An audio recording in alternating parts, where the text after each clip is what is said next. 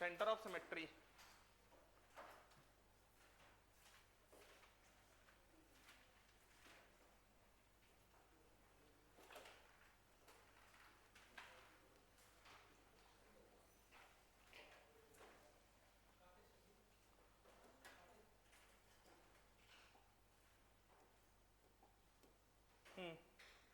Centre of symmetry में लिखो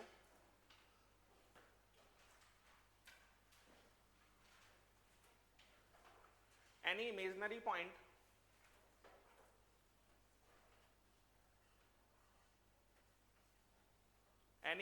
point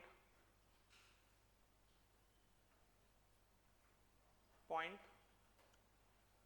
in a molecule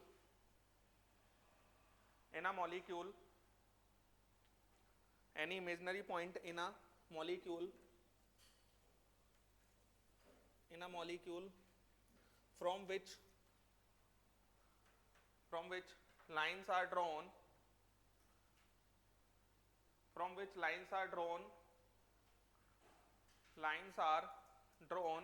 and if we get same atoms or groups then a molecule is said to have COS. Then a molecule is said to have COS. Then a molecule is said to have COS. COS क्या होता है? देखो इधर, ये पीछे gate लगा लो। देखो, जैसे मान लो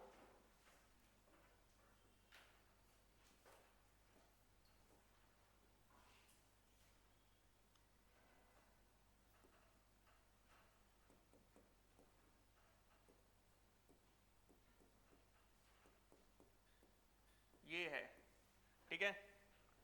अब इसके अंदर ये पॉइंट डिसाइड किया, आपको एग्जैक्ट ऐसे जाना है। ये क्लोरीन के लिए ऊपर की साइड गया, तो ये पीछे एग्जैक्ट पीछे की साइड जाऊंगा तो क्लोरीन मिल रहा है, क्या मिल रहा है? समझ में आ रहा है? ऊपर नीचे, ये कार्बन ये कार्बन ये कार्बन ये कार्बन, तो इसके अंदर COS होगा। बात समझ में आया क्या कहा मैंने?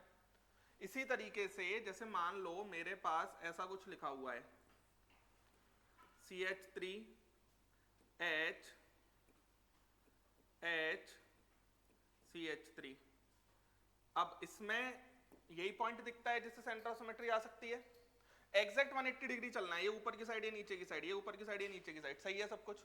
ये इधर कुछ मिल रहा है क्या? नहीं मिल रहा, इसका मतलब सेंटर ऑफ सिमेट्री नहीं होगा। क्लियर है क्या कह रहा हूं मैं? क्योंकि यहां तो हर जगह मिलना चाहिए, हर पॉइंट पर। इधर अगर किसी जगह ऐसे जा रहा हूं तो ऐसे जाके भी मुझे सेम एटम मिलना चाहिए, और किसी भी एक जगह पर ऐसा नहीं हो पाया तो हम कहेंगे सेंटर ऑफ सिमेट्री नहीं होगा। क्लियर है क्या कह रहा हूं मैं? नेक्स्ट,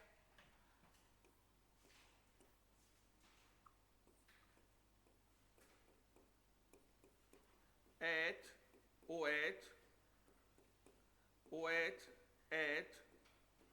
COOH, ये पॉइंट है। अब इस पॉइंट से OH COOH हमको लग रहा है इसमें सेंटर ऑफ सिमेट्री होगा, लेकिन नहीं होगा। इसका एक्चुअल स्ट्रक्चर अगर हम सोचते हैं तो एक्चुअल स्ट्रक्चर ये ऊपर की साइड है, ये भी ऊपर की साइड है, ये भी ऊपर की साइड है, ये भी ऊपर की साइड है, ये भी ऊपर की साइड है। तो जैसे आप इधर गए हाइड्रोजन तो पीछे की साइड मिलना चाहिए, ये ऊपर की साइड ही है। तो फिशर प्रोजेक्शन में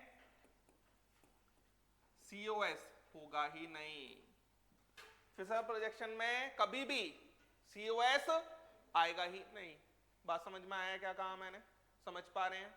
नेक्स्ट अगर हम बात करते हैं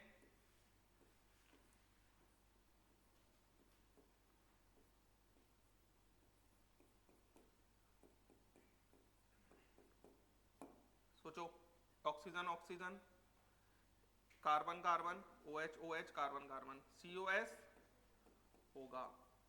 क्लियर है? समझ गए क्या कहा मैंने? तो POS और COS दोनों चीजें समझ में आया क्या कहा मैंने? कोई तकलीफ है इसमें? लिखेंगे।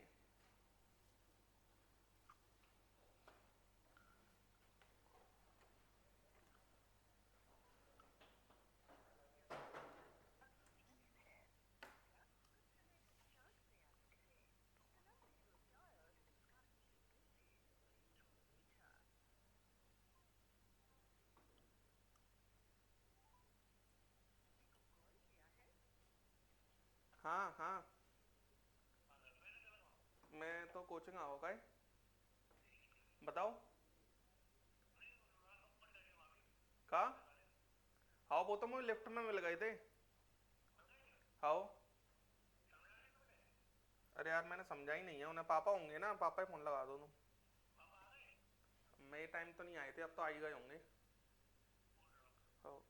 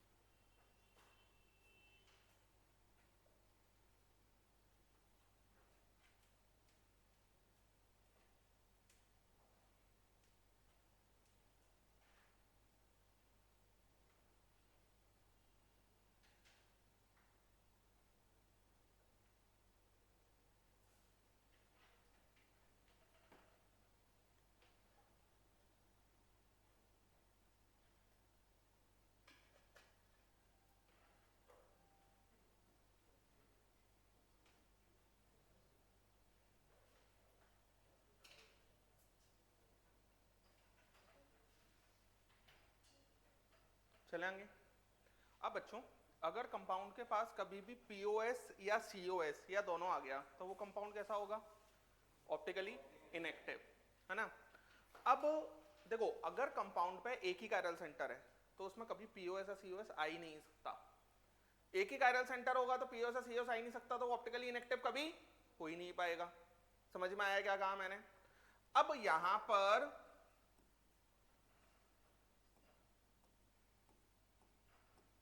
नेक्स्ट हम बात करते हैं मीजो कंपाउंड। मीजो कंपाउंड क्या होता है वो चीज समझते हैं। देखो इधर, to or more chiral centre, two or more chiral centre plus symmetry, symmetry, two or more chiral centre plus symmetry. Symmetry हमारा पीओएस या फिर सीओएस। क्लियर है? समझ गए? तो ये दो या दो से ज्यादा कायरल सेंटर हो और अगर उसमें सिमेट्री आ रही हो तो हम कहेंगे सिमेट्री मतलब ऑप्टिकली इनएक्टिव। एक में तो कभी ये कंडीशन बनेगी नहीं, तो ऐसे कंपाउंड्स को ऑप्टिकली इनएक्टिव हो जाएंगे।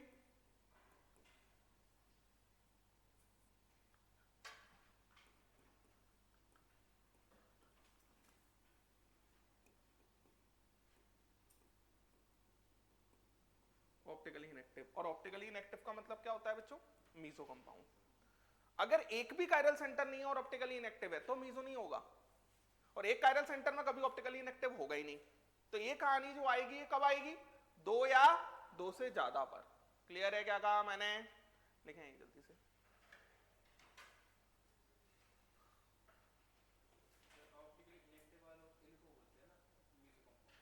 क्या?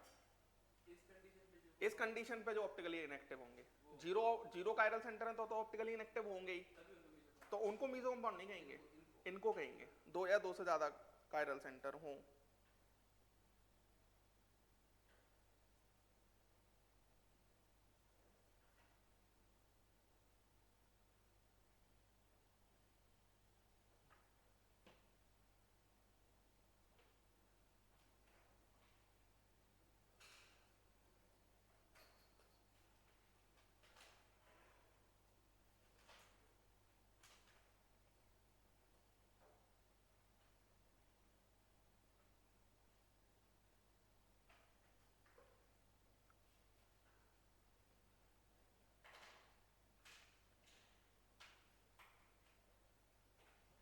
एक लाइन लिखो, meso compounds are optically inactive, meso compounds are optically inactive due to meso compounds are optically inactive due to internal compensation. Internal compensation.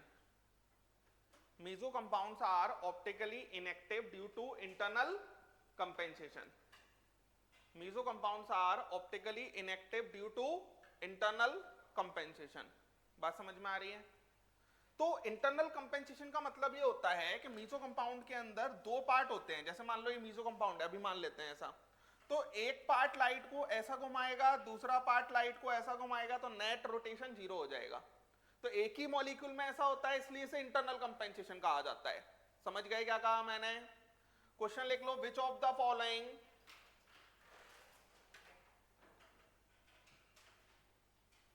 which of the following are meso? Which of the following are meso?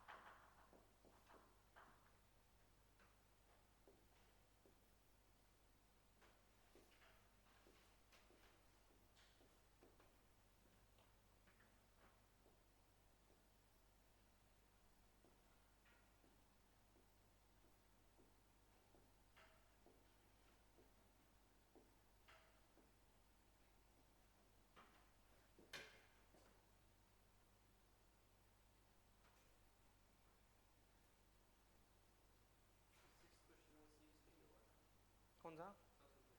हाँ वो C S.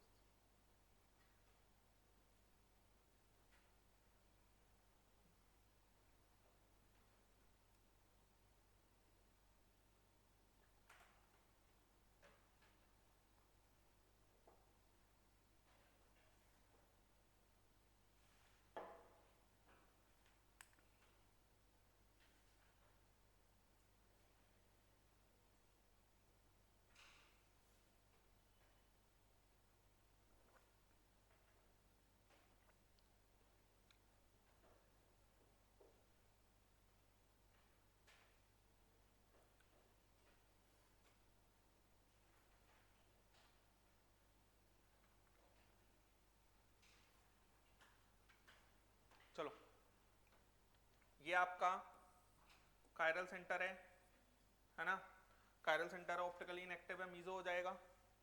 अरे बोलो, ये यहां पर अगर हम देखते हैं तो ये हमारा ऑप्टिकली, ये इसमें मीजो हो पाएगा क्या?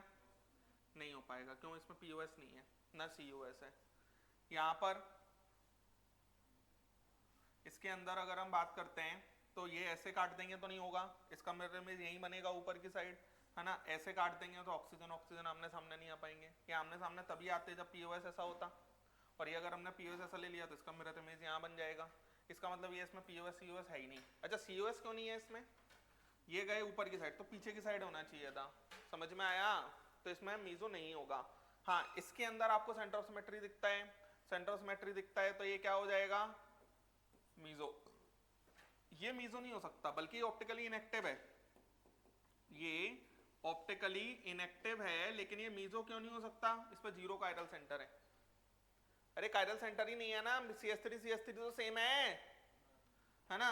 तो यहां पर जीरो कायरल और ये क्या आ जाएगा? सेंटर। क्लियर है क्या कहा मैंने?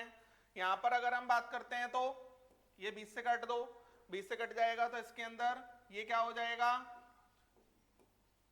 यहां पर ये भी आपका क्या हो जाएगा? मीजो। लेकिन ये हमारा मीजो नहीं होगा, जीरो कायरल सेंटर है इस पे। ये बात समझ में आया? क्या है? Zero chiral centre. अरे बोलो यार। अब क्वेश्चन नंबर 9 समझो आप। 9 में अगर हम देखते हैं तो इस कार्बन के लिए हमें ऐसा दिखता है, ये दोनों सेम है, दिखता है ना, हर कार्बन के लिए ऐसा ही दिखता है कि ये बगल वाले दोनों चीजें कैसी हैं? सेम है। लेकिन ये बगल वाली चीजों में अगर हम कुछ चेंज कर दें तो कोई ना कोई एक आइसोमर इसका ऐसा बनेगा जो ऑप्टिकली एक्टिव होगा। अगर कई बार ऐसा केस आ जाए तो हमको ये सोचना पड़ेगा क्या इसका कोई आइसोमर ऐसा बन सकता है जो ऑप्टिकली एक्टिव बनेगा। तो इसका एक आइसोमर होता है जो ऑप्टिकली एक्टिव बन जाएगा, और अगर वो आइसोमर ऑप्टिकली एक्टिव बन जाएगा तो फिर हम इसे क्या कहेंगे? मीजो। समझ में आया? क्योंकि इसमें जो कायरल सेंटर है ना वो डायरेक्टली नहीं दिख रहा। अरे समझ में आया? तो हम जब पूरे बनाएंगे ना ज्योमेट्रिकल आइसोमर, उस केस में एक आइसोमर ऐसा आता है जो ऑप्टिकली कैसा हो? एक्टिव होगा। ऑप्टिकली एक्टिव होगा तो फिर अदर फॉर्म्स को हम मीजो कहेंगे। ये बात समझ में आया? इन टाइप में ऐसा देखना पड़ता है, बाकी जगह तो डायरेक्ट ही दिख जाएगा। अब आप कहोगे सर पता क्या चलेगा? भी धीरे धीरे पता चल जाएगा। बात समझ में आया क्या कहा मैंने? लिख लेंगे। बाकी सब में तो डायरेक्ट है, दो होंगे तो वो डायरेक्ट ही पता लग जाएंगे।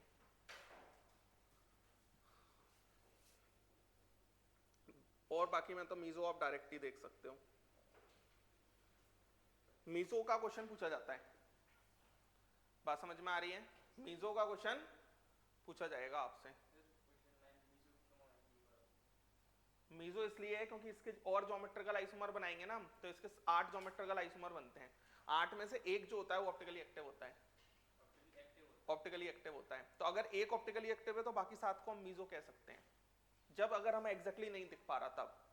लेकिन ये तभी केस बनेगा जब ये ज्योमेट्रिकल शो कर रहा हो, और बाकी 2 हैं तो हम डायरेक्ट ही देख लेंगे। ये वाली कहानी बताई है मैंने।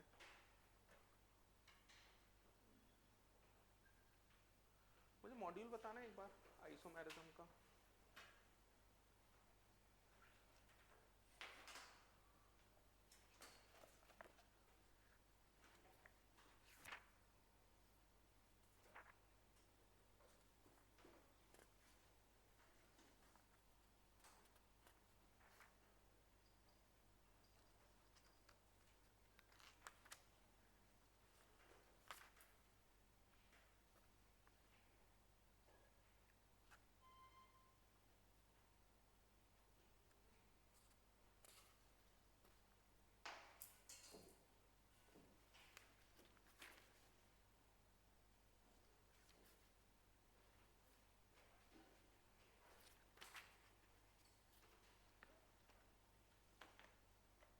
चलेंगे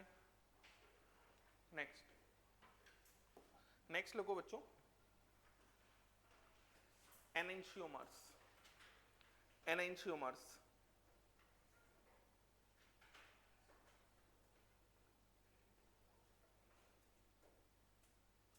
एनेंशियोमर लिखो।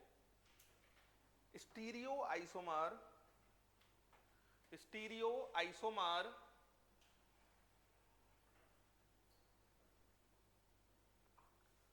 isomer which have non superimposable image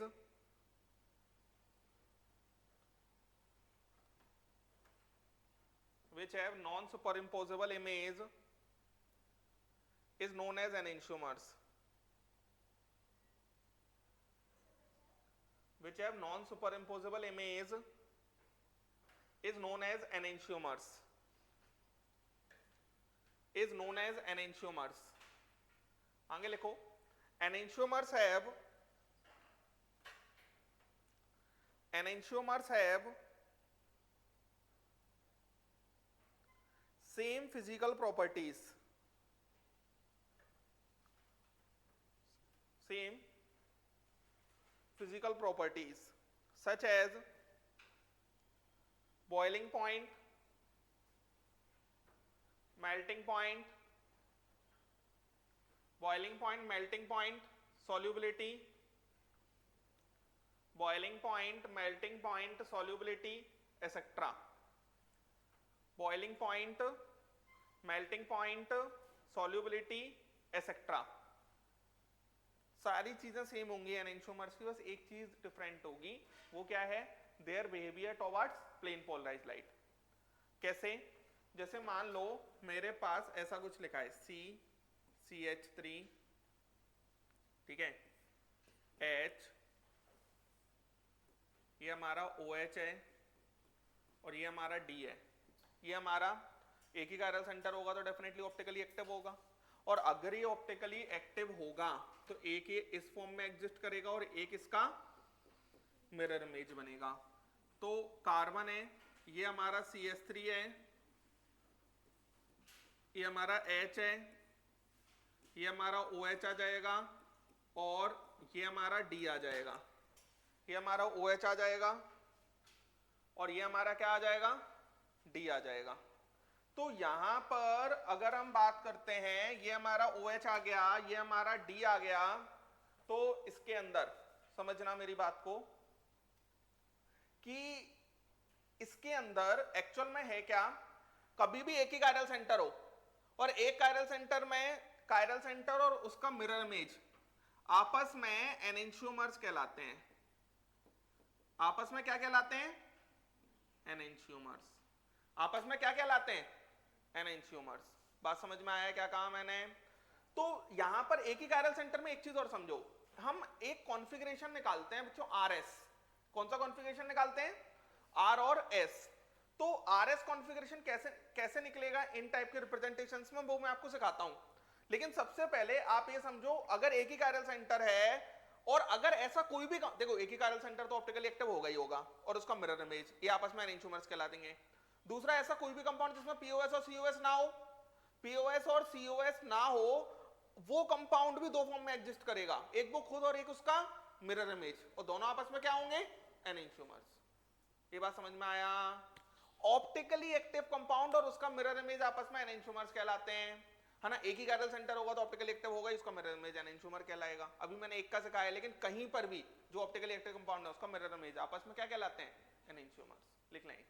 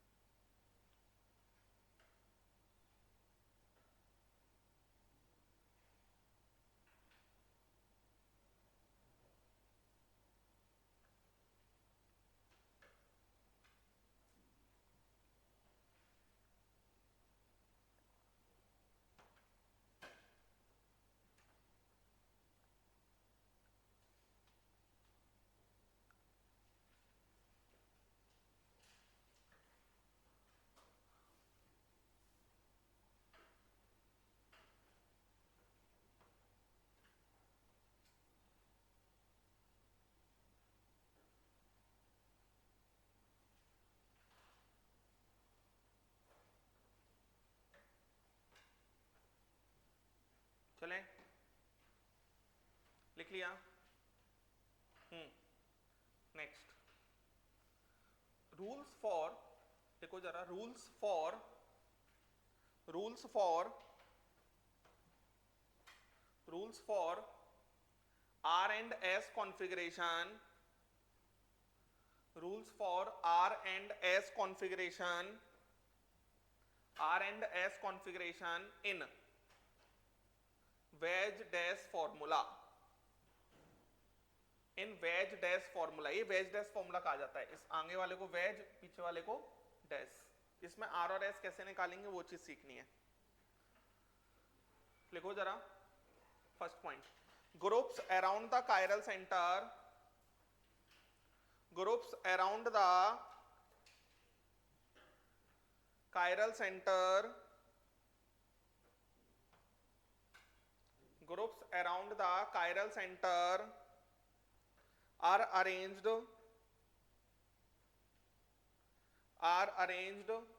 in their order of priority, in their order of priority, groups around the chiral center are arranged in their order of priority, priority, ठीक है ना। आगे लिखो इसी में हायर एटॉमिक नंबर, प्रायोरिटी उसी according देंगे जैसे ज्योमेट्रिकल आइसोमेरिज्म में इजेड के लिए सिखाया था, समझ में आ रहा है। आगे लिखो इसी में higher atomic number will be given, higher atomic number will be given high priority, higher atomic number will be given higher priority, higher priority. Next point लिखो, नेक्स्ट पॉइंट लिखो, fourth group,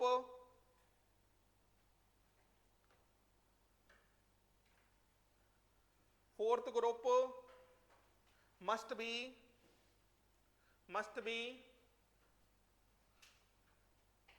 away from the, must be away from the viewer, fourth group must be away from the viewer, must be away from the viewer, VIEWER, fourth group must be away from the viewer।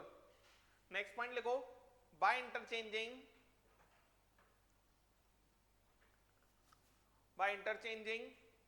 even pair of groups, even pair of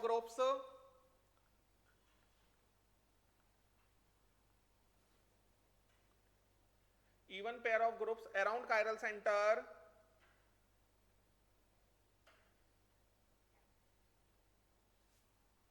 then its configuration remains same,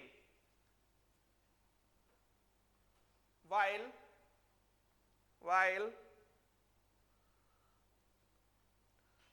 odd pair of interchange,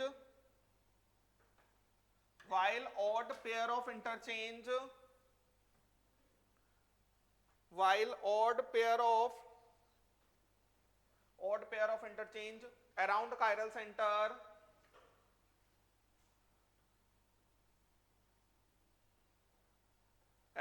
center gives, ऐसे लिखो changes its configuration, gives की जगह ऐसे लिखो changes its configuration,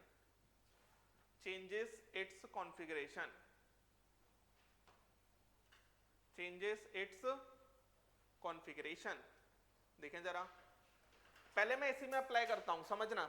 priority के लिए सबसे पहले 1 नंबर इसको दूंगा, है ना, और 1 के बाद में 2 नंबर इसको दूंगा, 3 और ये 4। अब एक्चुअल में है क्या कि फोर्थ ग्रुप को हमेशा डैश लाइन पर रखना है, must be away from the viewer का मतलब फोर्थ ग्रुप को डैश लाइन पर रखना है मेरे को, तो मेरे को इसे चेंज करके ऐसे देखना पड़ेगा। देखो इधर मैं लिख तो ऐसे दूंगा, लेकिन मुझे 4 यहां ले जाना पड़ेगा, तो डेफिनेटली 3 यहां आया होगा, है ना। और इसके अंदर जैसे ये एक इंटरचेंज हुआ है, एक ही पेयर का तो इंटरचेंज हुआ है, मैं एक और का कर दूंगा तो सेम रहेगा, क्योंकि इवन पेयर इंटरचेंज में कॉन्फ़िगरेशन कायरल का चेंज नहीं होता, यही लिखा हुआ है। तो यहां पर 1 कर दो और ये 2 कर दो, ये बात समझ में आया। अब आपको 1 से 2 की साइड घूमना है, 1 से 2 की साइड घूमेंगे तो 1 से 2 की साइड अगर हम घूमे तो ये क्या आ रहा है, क्लॉकवाइज। क्लॉकवाइज का मतलब क्या होता है, क्लॉकवाइज का मतलब क्या होता है, आर। क्लॉकवाइज का मतलब कॉन्फ़िगरेशन क्या रहेगा, आर। तो इस, शांत बिल्कुल, इस कायरल कार्बन का कॉन्फ़िगरेशन आर रहेगा। बात समझ में आया क्या कहा मैंने, इस कायरल कार्बन का कॉन्फ़िगरेशन आर रहेगा। कायरल कार्बन के कॉन्फ़िगरेशन दिए जाते हैं आर और एस, वो सिखा रहा हूं मैं यहां। बात समझ में आई सभी को। अब इसके बाद में अगर हम इससे बात करते हैं, इससे बात करेंगे तो 1 2 3 4, समझ गए। थोड़ा शांत बैठ जाओ, फर्स्ट बेंच पे बैठे हो, थोड़ा शांत तो बैठ जा, अभी 5 मिनट रुक जा। ये हो जाएगा। ये होने के बाद में ये कार्बन है, ये हमारा ऐसा, ये हमारा ऐसा। अब इसके अंदर क्या हो जाएगा, थोड़ा देखो कि यहां पर फोर्थ तो जाएगा इधर, फोर्थ इधर चला गया, 3 इधर, तो एक इंटरचेंज और कर दो, ये 1 चला जाएगा और ये 2 चला जाएगा। तो अब ये एंटी क्लॉकवाइज आ रहा है। एंटी क्लॉकवाइज अगर घूमेगा तो कॉन्फ़िगरेशन ऐसा आएगा। क्या, एक मिनट एक मिनट, कुछ मैंने चेंज कर दिया होगा। क्या, 1 2, हाँ यहाँ पर वो गड़बड़ हो रही है ना, वो क्यों हो रही है मैं बताता हूँ। अरे अरे अरे एक मिनट, ये लिखा हमने और ये 1 लिखा। देखो इधर यहाँ पर जा रहे थे तो हमने ऐसे चले गए, कोई टेंशन नहीं है, 1 से 2 की साइड जाना है। लेकिन 1 से 2 की साइड जाने के लिए अब इसमें मेरे पास एक रास्ता ये है और एक रास्ता ये है। एक्चुअल में क्या होता है, कभी भी 1 से 2 की साइड हम 3 को काटते हुए नहीं जा सकते। 1 से 2 की साइड हम 3 को काटते हुए नहीं जा सकते। तो यहां पर मेरे को किस रास्ते से जाना पड़ेगा, इस रास्ते से जाना पड़ेगा। इस रास्ते से जाना पड़ेगा तो इसका कॉन्फ़िगरेशन क्या हो जाएगा, एस हो जाएगा। तो क्लॉकवाइज घूमेंगे सब अरेंजमेंट करके तो आर होता है और एंटी क्लॉकवाइज घूमेंगे तो एस होता है। बात ये है, अगर एक ही कायरल सेंटर है तो वो ऑप्टिकली एक्टिव तो हो गई, तो आप कॉन्फ़िगरेशन निकाल के ही पता लगा पाओगे एग्जैक्टली। अगर मिरर इमेज नहीं दिखेगा कई बार डायरेक्टली, तो कॉन्फ़िगरेशन निकाल के ही पता चल जाएगा कि ये अगर आर का एस बन रहा है, एस का आर बन रहा है तो एनेंटियोमर होंगे।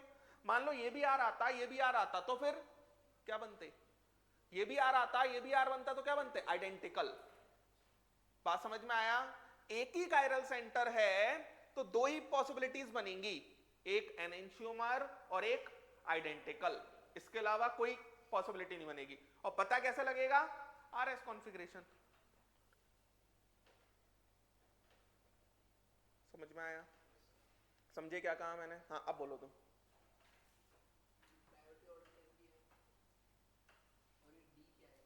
क्या, कौन सा डी, अरे डी ड्यूटेरियम है और प्रायोरिटी ऑर्डर ईजेड से दिया है, जो ईजेड में से आया था सीआईपी रूल। हाँ अब बोलो और क्या, क्या,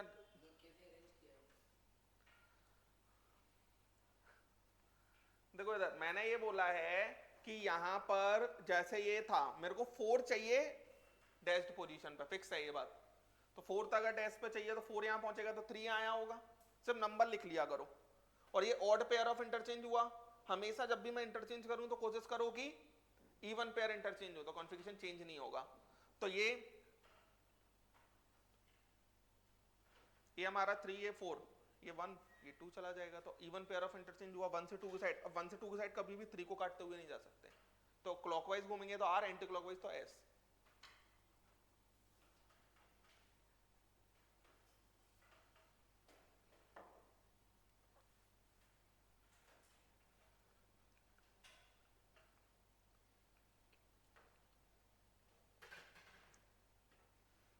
अरे समझ पा रहे हैं,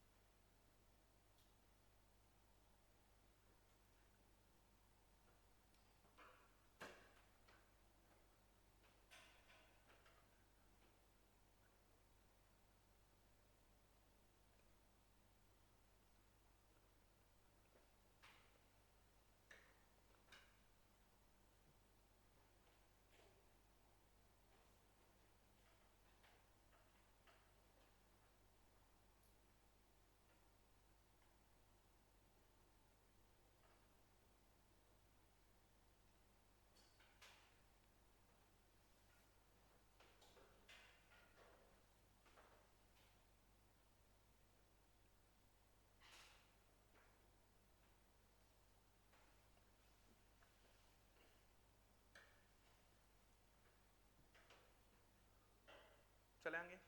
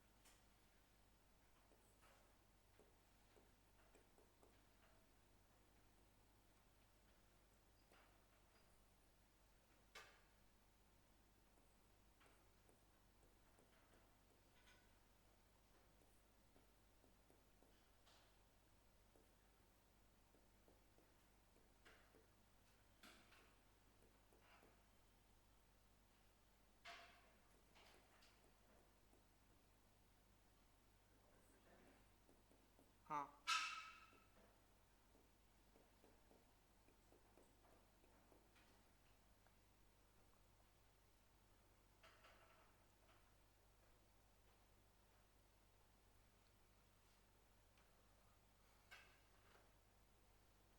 समझ पा रहे हैं ना? ये सारी कहानी में सिखा किसके लिए रहा हूं? एक ही कार्य सेंटर होगा जब।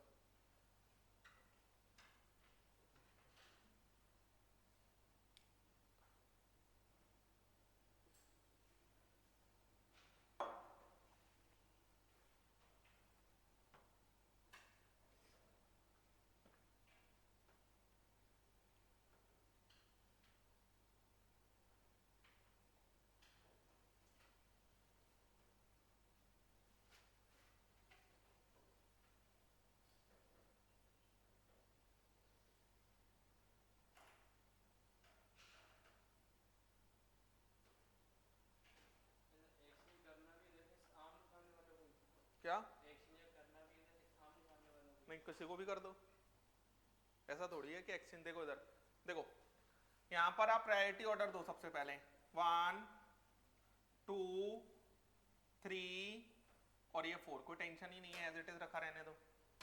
समझे? क्यों? क्योंकि 4 तो लीस्ट प्रायोरिटी तो है ही हमारा डैश्ड पे। समझ में आया? तो कोई चेंज मत करो, डायरेक्ट 1 से 2 की साइड घूमो। 1 से 2 की साइड घूमे तो ये क्लॉकवाइज घूम रहे हैं, क्लॉकवाइज घूमे तो ये आर हो जाएगा। यहां पर देखो जरा, 1 2 3 और ये 4। अब चेंज करना पड़ेगा, चेंज करना पड़ेगा तो ऐसा, ये 2 1 लिख लो क्योंकि ये 4 3 लिख लो, ये आएगा।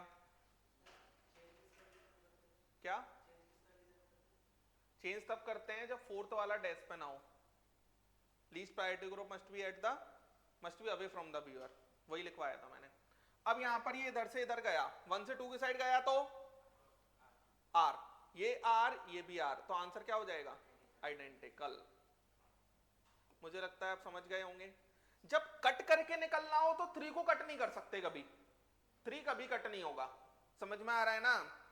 नेक्स्ट अगर हम बात करते हैं 1 2 3 4, अब इसमें चेंज होगा तो ये हमारा 4, ये 1, ये 3, ये नहीं नहीं नहीं, ये 2 और ये 3।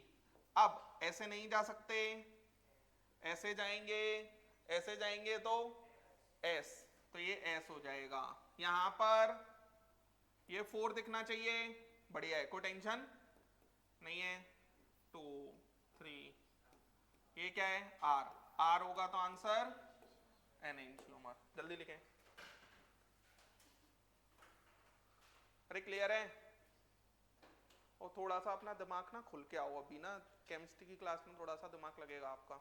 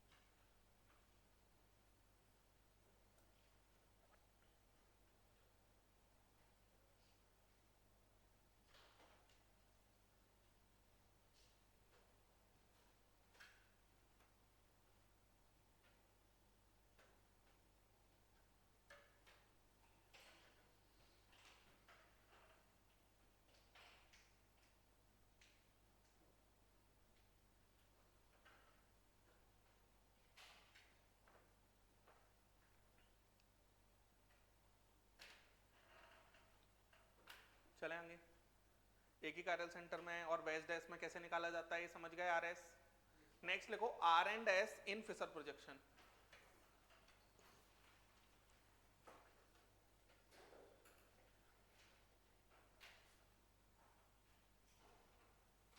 R and S in Fisher projection. R and S in Fisher projection. In Fisher projection. Fisher projection का आसान है थोड़ा, लिखो एक line. If lowest priority group, if lowest priority group, lowest priority group lies on vertical line, lowest priority group lies on vertical line, then R is R and S is S, then R is R and S is S, then R is R and S is S. Next, if lowest priority group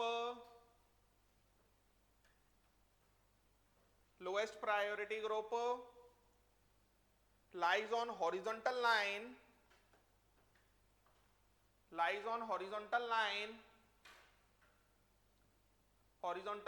then R is S, then R is S, then R is S and S is R, and S is R। इसमें कुछ change नहीं करना पड़ेगा। मतलब जैसे मान लो मेरे पास ऐसा कुछ लिखा हुआ है, फ्लोरीन, क्लोरीन, ब्रोमीन, आयोडीन, ठीक है, ये लिखा है। इसके अंदर 1 2 3 और ये 4 ये है, ठीक है। तो यहां पर आपको लीस्ट प्रायोरिटी ग्रुप वर्टिकल पे, कोई टेंशन नहीं है, कुछ नहीं करना, समझ में आ रहा है ना। आप 1 से 2 की साइड घूमो, इसमें डायरेक्ट ऐसे घूम जाओ क्लॉकवाइज। क्लॉकवाइज का मतलब क्या हो जाएगा, आर ही रहेगा, कोई टेंशन नहीं लेनी इसमें। अब जैसे मान लो कि मेरे पास ऐसा कुछ लिखा हुआ है, CH3 H Br HCl CH3। तो बच्चों अब इस कायरल कार्बन से बात करो पहले, ये 1 हो जाएगा, ये इसके लिए 2 होगा क्योंकि कार्बन से Cl लगाए, यहाँ कार्बन से हाइड्रोजन लगाए, ये 3 और ये 4, कोई बात नहीं, 4 हॉरिजॉन्टल पे रहने दो। आप 1 से 2 की साइड घूमो क्लॉकवाइज आर से जो आंसर है, बस चेंज कुछ नहीं करना उसमें, जैसे सब कुछ चेंज करना है यहाँ कुछ नहीं करना, ठीक है। यहाँ पर 1 ये 2, तो 1 से 2 की साइड घूम जाओ, एंटी क्लॉकवाइज एस, ये हॉरिजॉन्टल लाइन पे है तो एस से आंसर आर। क्लियर है क्या कहा मैंने, कोई तकलीफ है? यहाँ पर चेंज नहीं करना, जैसे वेज एंड एस में चेंज करना था वैसे यहाँ कुछ भी चेंज नहीं करना। क्लियर है? देखो जल्दी से,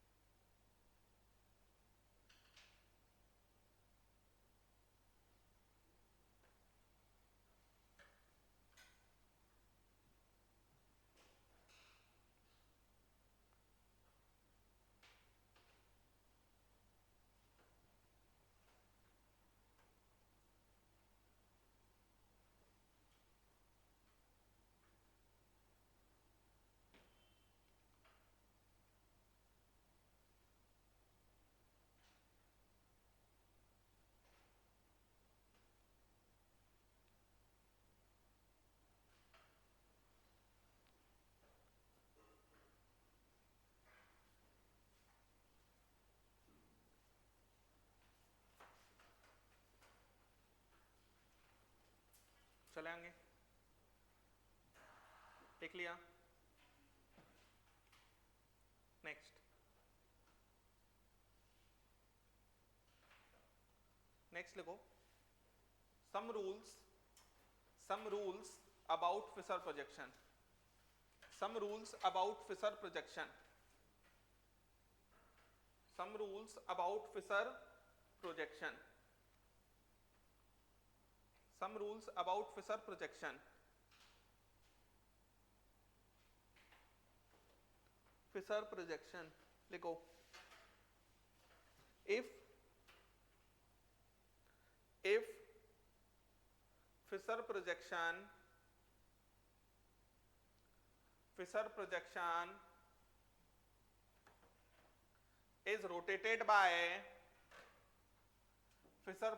is rotated by 180 degree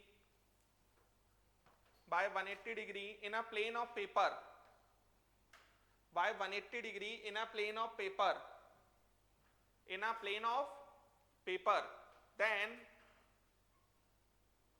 its configuration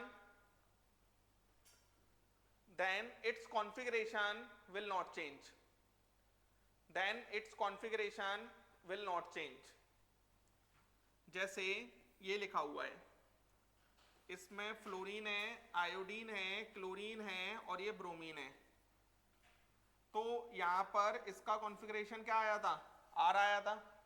अब हमने इसको 180 डिग्री से रोटेट कर दिया, रोटेट बाय 180 डिग्री. अगर 180 डिग्री से rotate in a plane of paper, ये लिया, प्लेन ऑफ पेपर में घुमाने के लिए एक्सिस परपेंडिकुलर चाहिए ना, ऐसे घुमाया और 180 डिग्री घुमा दिया. 180 डिग्री अगर हम घुमा देंगे आयोडीन और ये क्लोरीन, ठीक है, तो यहां पर 1 आ जाएगा, 2 आ जाएगा, 3 और ये 4. तो 1 से 2 की साइड घूम जाओ. 1 से 2 की साइड अगर हम घूमेंगे तो ये क्या दिखता है? आर. और लीस्ट प्रायोरिटी ग्रुप कहाँ है? वर्टिकल लाइन पे है, तो आर ही रहेगा. इसका मतलब ये है कि कॉन्फ़िगरेशन चेंज ही नहीं होगा. अरे समझ गए? तो फिशर प्रोजेक्शन को, किसी भी फिशर प्रोजेक्शन को 180 डिग्री ना प्लेन ऑफ पेपर घुमा दो, उसका कॉन्फ़िगरेशन कैसा रहेगा? सेम रहेगा. कायरल सेंटर्स का कॉन्फ़िगरेशन चेंज नहीं होगा. समझे? अगर हम बात करते हैं यहां पर, जैसे एक बात और समझ लो, फ्लोरीन है, क्लोरीन है, आयोडीन है, क्या है ये? ब्रोमीन है. इसका कॉन्फ़िगरेशन क्या आ रहा है? आर. आप किसी भी एक ग्रुप को पकड़ के 3 ग्रुप्स को क्लॉकवाइज या एंटी क्लॉकवाइज घुमा दो. इसको पकड़ लो और 3 ग्रुप्स को आप ऐसे घुमा दो, इसको पकड़ के, ये यहां, ये यहां, ये यहां, ठीक है. तो यहां पर ये हमारा, इसको एज इट इज रखो, क्लोरीन यहां चला जाए, ब्रोमीन यहां चला जाए, आयोडीन यहां चला जाए, इसका कॉन्फ़िगरेशन आर ही रहेगा. देखो जरा, ये हमारा 1, ये हमारा 2, ये हमारा 3, ये हमारा 4. अब 1 से 2 की साइड जाना है तो 4 को काटते हुए जाऊंगा, 3 को नहीं काट सकता. ये क्या दिख रहा है? आर. आर ही रहेगा. समझ में आ रहा है? तो आप कहोगे नहीं सर ऐसे नहीं, आप ना आयोडीन को पकड़ो, आयोडीन को पकड़ लो, इसको घुमा दो, ब्रोमीन यहां,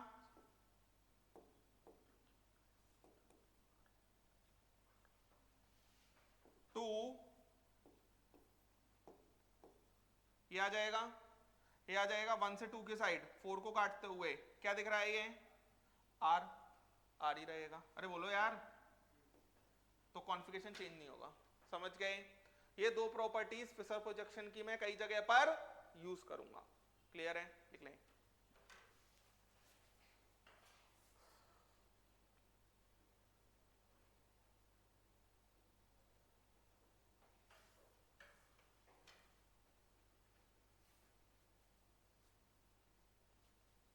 घर जाके पढ़ना जरूर, नहीं तो जलेगा नहीं आपने.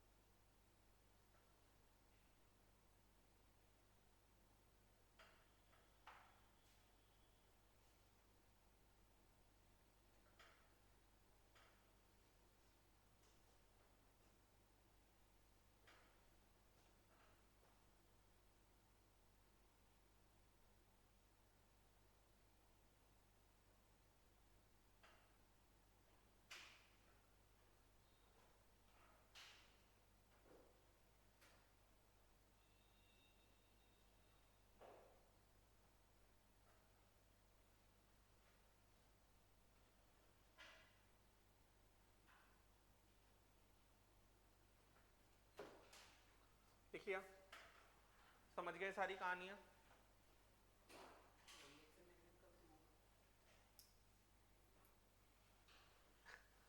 चलो नेक्स्ट लिखो, फाइंड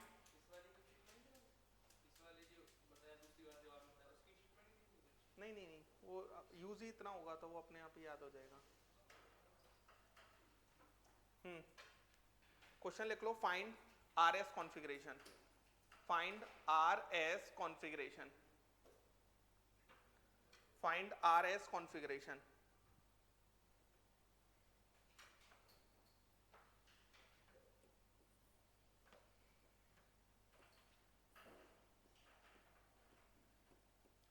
सी double O H H O H H O H C double O H.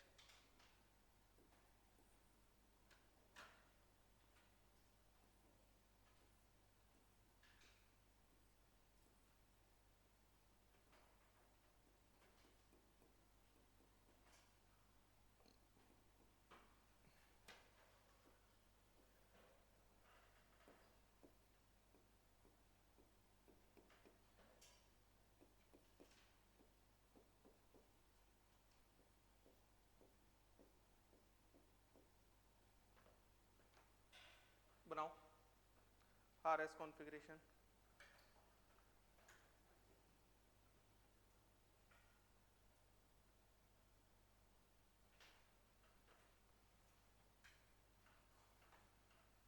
इसका भी मुझे एक लेक्चर और लगेगा, उसके बाद में रिएक्शन मैकेनिज्म ही स्टार्ट होगा।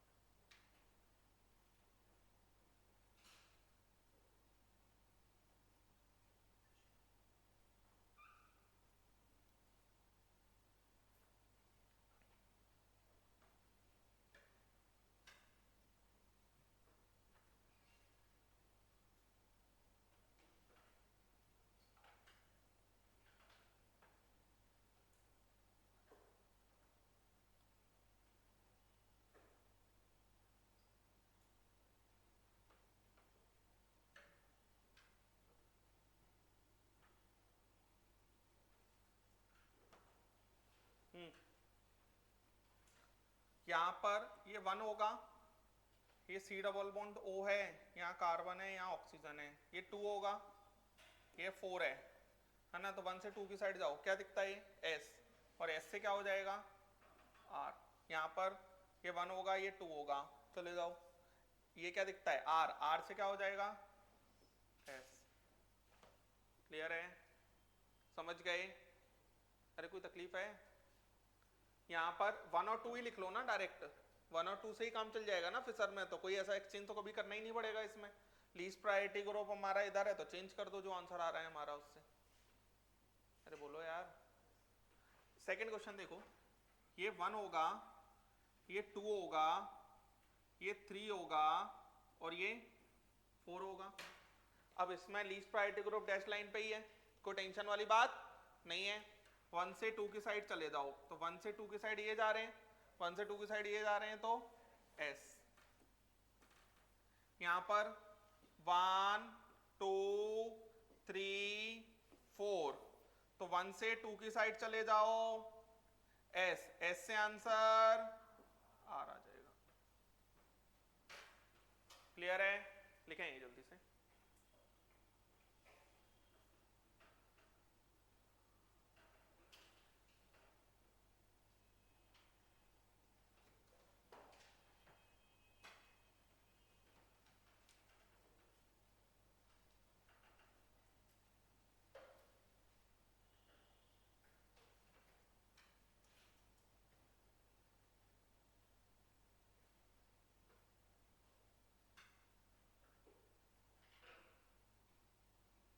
समझ पा रहे हैं ना?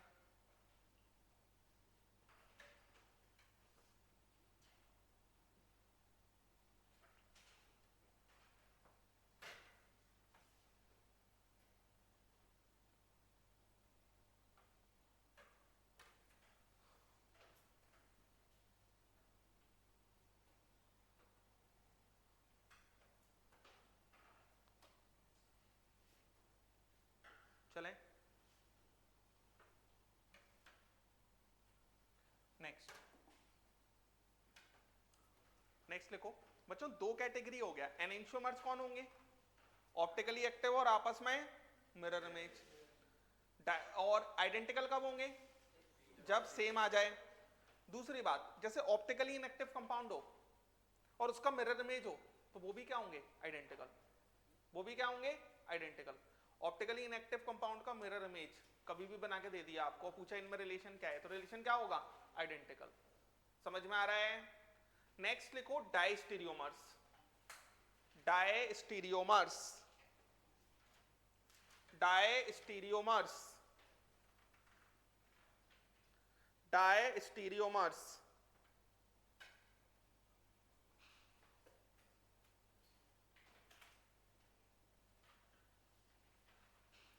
डायस्टीरियोमर्स लिखो।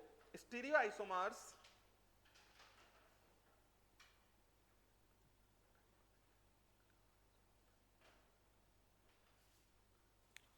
डायस्टीरियोमर्स which are, नहीं क्या लिखवाया मैंने? Stereo isomers which are not mirror image of each other, which are not mirror image of each other, mirror image of each other, of each other is known as diastereomers, is known as diastereomers. Stereo diastereomers. Next point लिखो stereo isomers, stereo isomers, stereo isomers which are not enantiomers, which are not enantiomers, which are not enantiomers are diastereomers, are diastereomers. Next point लिखो diastereomers, diastereomers have different physical and chemical properties, different physical and chemical properties such as boiling point, melting point, solubility, such as boiling point, melting point, solubility, etc, etc.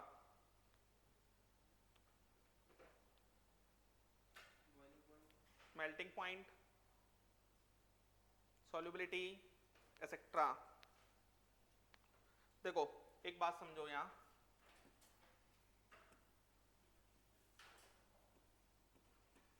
CH3 HBr HCl CH3 ये optically active होगा, होगा। अब आपने क्या किया, CH3 HBr Cl H CH3।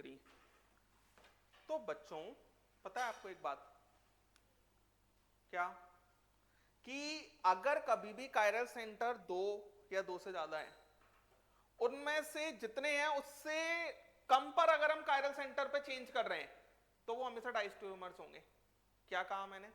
इसमें ये वाला कायरल सेंटर तो एग्जैक्ट सेम रखा है, ये वाले कायरल सेंटर का ऑड नंबर ऑफ इंटरचेंज है, मतलब एक ही पेयर इंटरचेंज किया है तो इसका कायरल सेंटर का कॉन्फिगरेशन चेंज हो जाएगा, तो ये आपस में डायस्टीरियोमर्स होंगे। समझ गए? दोनों पे ही चेंज कर देता तो वह एनेंशियोमर हो जाता। जितने हैं उतने पूरे पे अगर चेंज होगा तो हमेशा या तो एनेंशियोमर होगा या आइडेंटिकल होगा। एनेंशियोमर कब होगा? जब ऑप्टिकली एक्टिव का सारे चेंज कर दो, ऑप्टिकली इनएक्टिव के सारे चेंज कर दोगे तो आइडेंटिकल होगा। समझे? ऑप्टिकली एक्टिव के सारे चेंज एनेंशियोमर, ऑप्टिकली इनएक्टिव के सारे चेंज आइडेंटिकल, सब में से कुछ चेंज डायस्टीरियोमर। समझे? चार हैं, तीन चेंज कर दो, दो चेंज कर दो, एक चेंज कर दो, डायस्टीरियोमर। अरे क्लियर है यार? समझे? लिख लेंगे।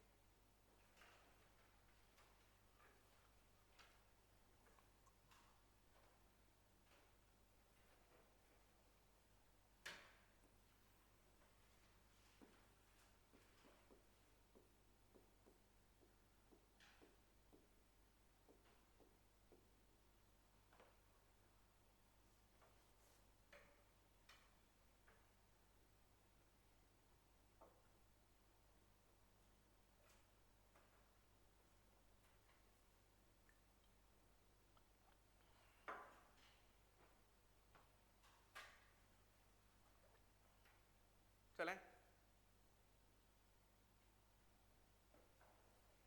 एक लाइन लिखो, geometrical isomers, geometrical isomers, geometrical isomers are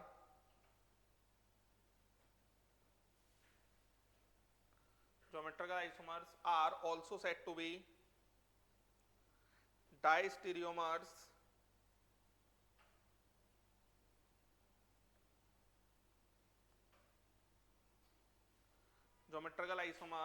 are said to be diastereomers of each other.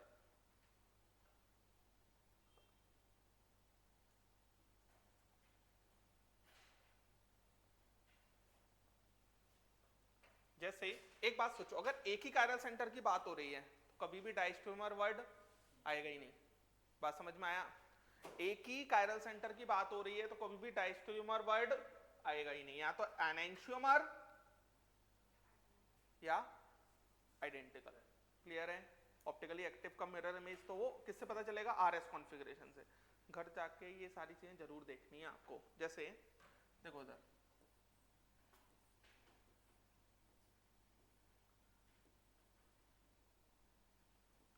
ये क्लोरीन है, ये ब्रोमीन है। ये चैप्टर बहुत अच्छा है। ये जो ऑप्टिकल आइसोमेरिज्म है ना, ये बहुत अच्छा है। इसमें थोड़ा दिमाग लगता है। रिएक्शन मैकेनिज्म में इतना दिमाग मुझे नहीं लगता कि लगता है। समझ में आया?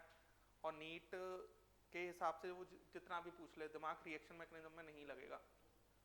समझ में आया? आसान आता है रिएक्शन मैकेनिज्म। और बस ऑर्गेनिक का एक ही पैटर्न है कि रोज पढ़ना है, और तो ऑर्गेनिक में मुझे कुछ दिखता ही नहीं है। मैं पहले ही बोल रहा हूँ आपको, है ना?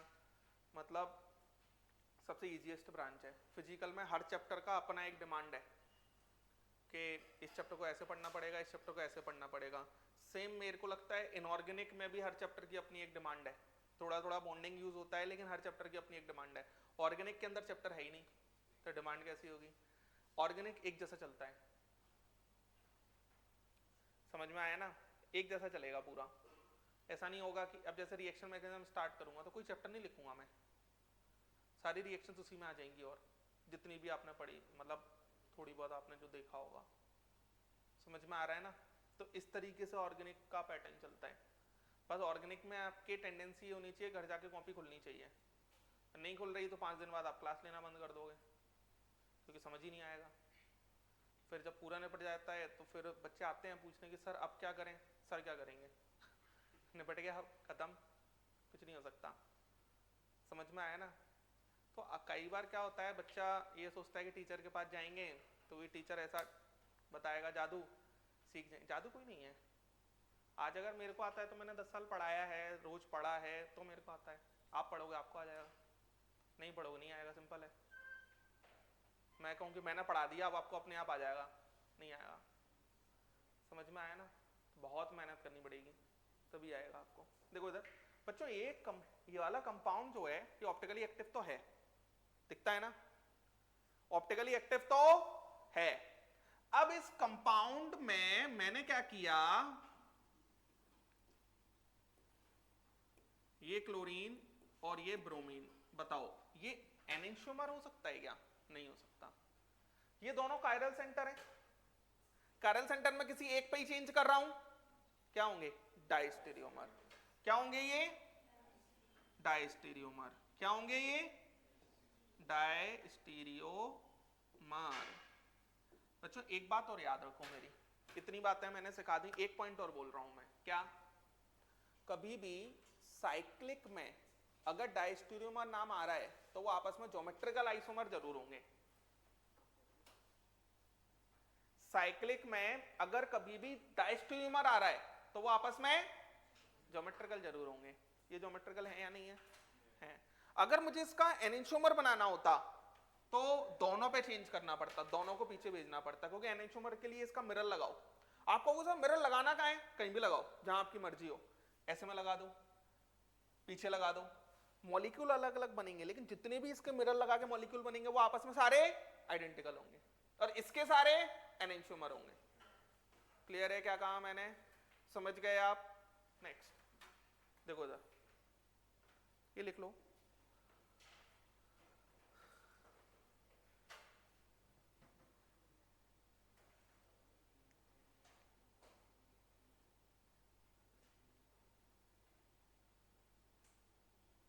अरे बात मत करो यार, क्यों बात कर रहे हो? अभी 5-10 मिनट में छोड़ दूंगा, आराम से गले मिलना, थोड़ी देर रुक जाओ।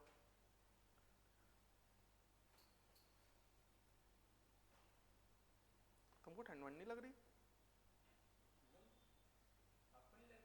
नहीं मेरे को तो लग रही है ना, तुम तो फुल पहने हुए हो ना, मैं तो तुमसे पूछ रहा हूँ। तुम उधर बैठा करो एसी के सामने। एसी से दिक्कत हो जाती है तो फिर पसीने का इलाज क्या है?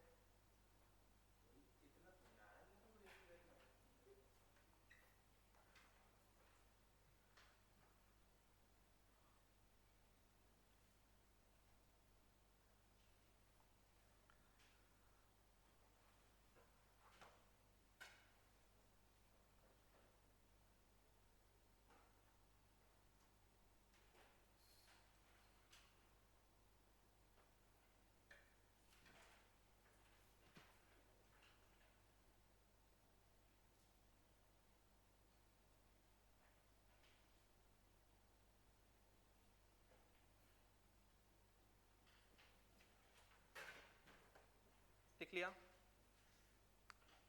समझ गए? देखो इधर, जैसे मान लो कि मेरे पास ऐसा कुछ लिखा हुआ है, COOH HOH HOH और ये COOH, ठीक है ना? और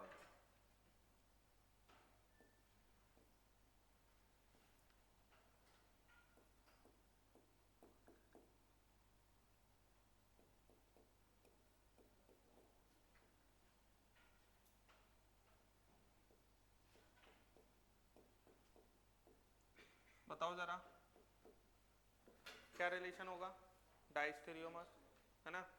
तो ये रिलेशन क्या होगा? डाइस्टेरियोमर।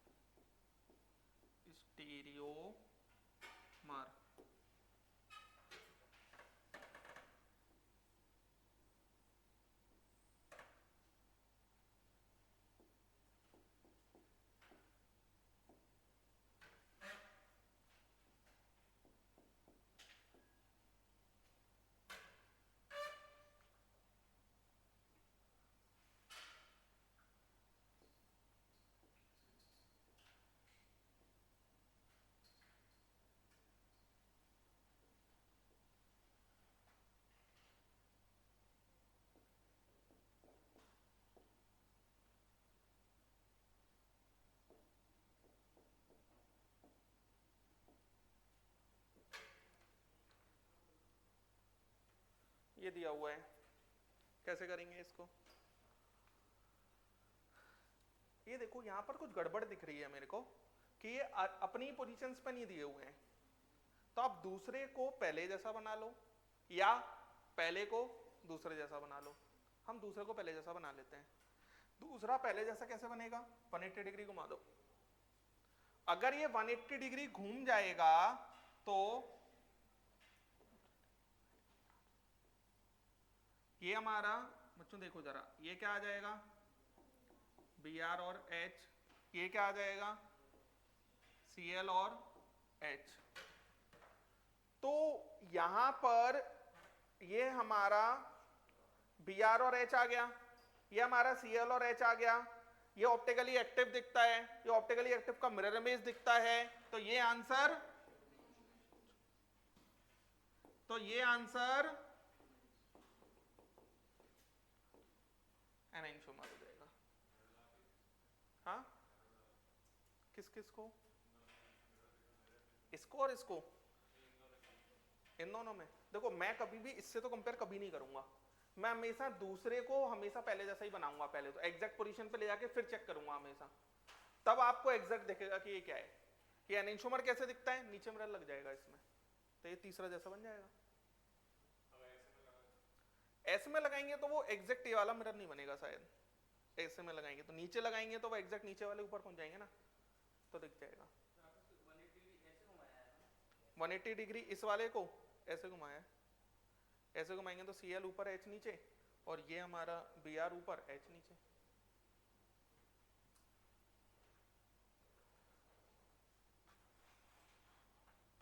कभी भी अगर अलग अलग पोजीशंस पे दिया होगा तो हमेशा ऐसे ही सोचना है। क्लियर है क्या कहा मैंने? आपको दूसरे को पहले जैसा बनाना है, फिर चेक करो आप।